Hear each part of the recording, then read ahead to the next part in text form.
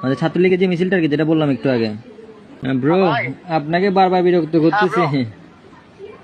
না না ব্রো, বলেন না। হচ্ছে যে কালকে যেটা রনি ভাইয়ের সাথে কথা বলছি, রনি ভাই বারণ করতেছে কালকে মিছিলটা না করতে, বুঝছেন? তো কালকে আশা করি হবে না। আমাদের ছাত্রলীগের যে মিছিলটা আর কি, যেটা বললাম একটু আগে, হ্যাঁ হ্যাঁ, বুঝছি তো। ওই মিছিলটা হবে না কালকে আর কি।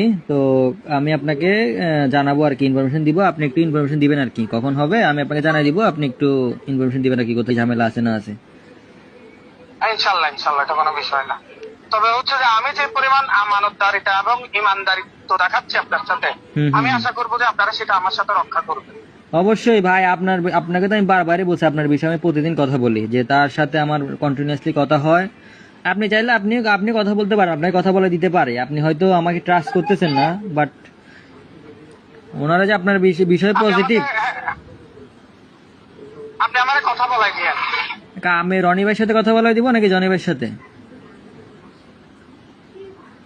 দুজনের, আপনার যে মনে হয় দুজনের সাথেই বলতে পারলে বেটার। ঠিক আছে, তাহলে আমি দুজনের সাথে আপনার সাথে কথা বলে দিব, হ্যাঁ, মিট কলে। ইনশাল্লাহ ইনশাল্লাহ।